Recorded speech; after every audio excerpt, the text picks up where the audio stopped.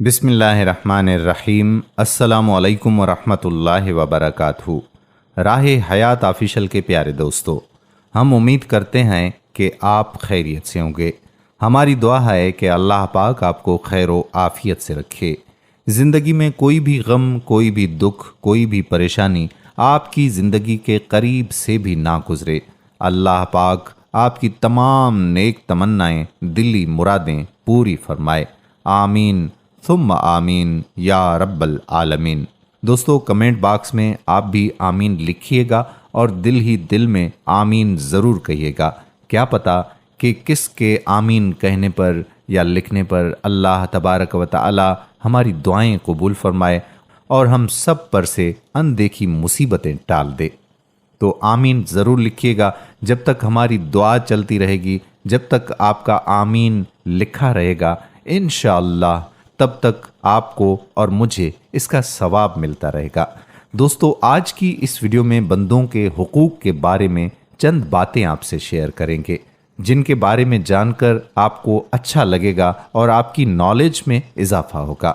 Topic की जानिब बढ़ने से पहले आपसे इल्तिमास करना चाहूँगा कि अगर आप पहली मर्तबा हमारे यूट्यूब चैनल राह हयात को देख रहे हैं और आपने अभी तक हमारे चैनल को सब्सक्राइब नहीं किया, तो चैनल को सब्सक्राइब करके बेल के बटन को प्रेस कर लीजिए, ताकि यहाँ पर आने वाली मज़ीद वीडियोस का नोटिफिकेशन आपको बर वक्त मिलता रहे। साथ ही हमारे फेसबुक पेज राह हयात को भी ज़रूर लाइक कीजिएगा। ख़वातीन व हज़रात, ये बात याद रखने की है कि हुकूक दो तरह के होते हैं।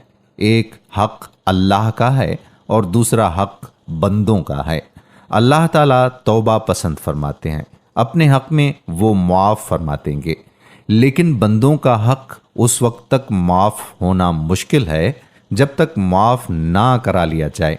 अगर गुनाह हुकूकुल इबाद से मुतल्लिक़ है तो उस गुनाह की तौबा कबूल ही उस वक्त होगी जब हक़ अदा हो जाए या उसकी माफ़ी कराई जाए। ये तौबा के शराइत में से है। हमारे मुआशरे का ये सबसे बड़ा मर्ज़ है कि जो हम मुसलमानों को घिन की तरह लग गया है। बालाए सितम ये है कि उसको मर्ज नहीं समझा जाता। अच्छे अच्छे दीनदार लोग इसमें मुब्तला हो जाते हैं। इससे मुसलमानों की बहुत गलत तस्वीर इंसानी समाज में जा रही है। अखलाकियात और मामलात में खोखलापन बढ़ता चला जा रहा है। मुसलमानों के लिए ये बड़ा लम्हा फ़िक्र है। इसकी इस्लाह की शदीद ज़रूरत है ताकि इस्लामी मुआशरा मुकम्मल इस्लाम की तस्वीर बन सके। जब आयत शरीफा में इस्तहज़ा करने और बुरा भला कहने और बुरे नामों से पुकारने की मुमानियत है, तो किसी का हक मारना किस दर्जे का गुनाह होगा। एक मर्तबा हज़रत सल्लल्लाहु अलैहि वसल्लम ने सहाबा से पूछा कि जानते हो मुफलिस कौन है? उन्होंने कहा कि जिसके पास दरहम व दीनार ना हो। आप सल्लल्लाहु अलैहि वसल्लम ने फरमाया कि मुफलिस वो नहीं है जिसके पास रुपया पैसा ना हो। मुफलिस तो वो है जो क़यामत के दिन नेकियां लेकर आएगा, लेकिन किसी को सताया होगा, किसी का हक मारा होगा, किसी को गाली दी होगी। उन तमाम लोगों को उसकी नेकियां दे दी जाएंगी और जब नेकियां ख़त्म हो जाएंगी तो उन लोगों की बुराइयां उसके सर डाली जाएंगी और फिर हजारों नेकियों के बावजूद उसको मुंह के बल खींचकर जहन्नुम में डाल दिया जाएगा। बहवाला बहकी शोबल ईमान। अब चंद बातें ज़ुबान की खराबियों के बारे में। ज़ुबान का इस्तेमाल आदमी आसानी से कर लेता है और उस आदमी को एहसास भी नहीं होता कि उससे कितने दिल दुखे, कितनों पर जद पड़ी, कहाँ कहाँ मामलात बनते बनते बिगड़ गए।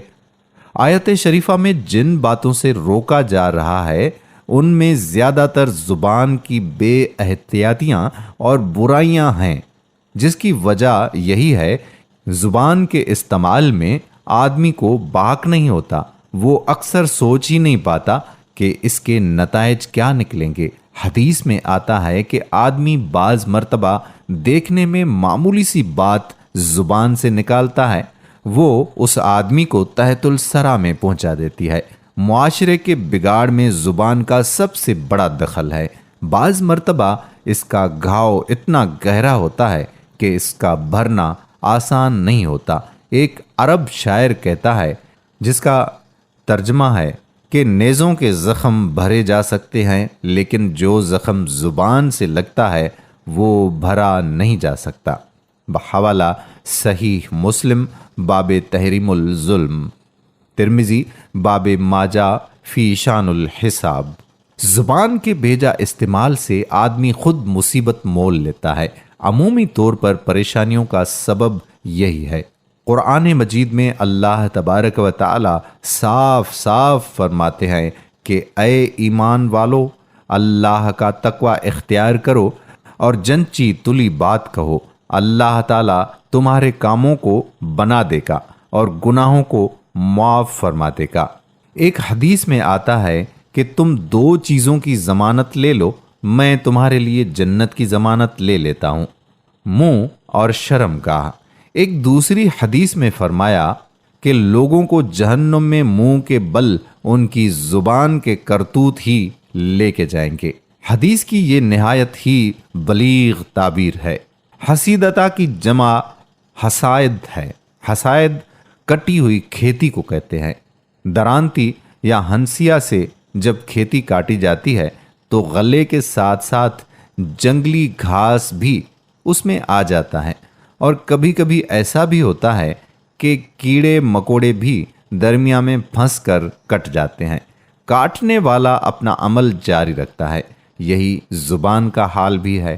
جو لوگ بغیر دیکھے بھالے، بغیر سوچے سمجھے اس کا استعمال کرتے ہیں، وہ بعض فائدوں کے ساتھ اپنا کتنا نقصان کر لیتے ہیں، اس کا اندازہ ان کو نتائج نکلنے کے بعد ہوتا ہے، اور بہت سے نتائج تو آخرت پر موقوف ہیں۔ اس لیے قرآن و حدیث میں بار بار اس کی تاکید کی گئی ہے کہ زبان کا استعمال احتیاط کے ساتھ کیا جائے۔ ایک حدیث میں آتا ہے کہ جو اللہ اور آخرت کے دن پر ایمان رکھتا ہو وہ بھلی بات کہے ورنہ خاموش رہے۔ ہزار خرابیوں کی جڑ یہ زبان ہے۔ آدمی بعض مرتبہ کچھ نہیں تو اپنی تعریف ہی شروع کر دیتا ہے، اور اس کے اندر تدبری کا احساس شامل ہو جاتا ہے جو اس کو نقصان پہنچا دیتا ہے۔ حاصل یہ ہے کہ تحفظ کے ساتھ زبان کا استعمال ہوگا تو بچنے کی امید ہوگی، ورنہ خطرہ ہی خطرہ ہے۔ آیت شریفہ میں اسی لیے بڑی تاکید کے ساتھ یہ احکامات دیے گئے ہیں تاکہ زبان سے کوئی تکلیف کسی کو بھی نہ پہنچے۔ تو دوستو، یہ تھیں چند باتیں حقوق کے حوالے سے۔ امید کرتے ہیں کہ ہماری آج کی ویڈیو آپ کو ضرور پسند آئی ہوگی۔ آخری التجا وہی کہ اگر آپ نے ابھی تک ہمارے یوٹیوب چینل راہ حیات آفیشل کو سبسکرائب نہیں کیا تو چینل کو سبسکرائب کر کے بیل آئیکن کو پریس کر لیں، اور ساتھ ہی ہمارے فیس بک پیج راہ حیات کو لائک کر کے سی فرسٹ کر دیں، تاکہ یہاں پر جتنی بھی ویڈیوز اپلوڈ ہوا کرتی ہیں ان کا نوٹیفیکیشن آپ کو بر وقت ملتا رہے۔ آنے والی ویڈیو تک اپنے میزبان قادر کلہوڑو کو اجازت دیجیے گا۔ اللہ حافظ۔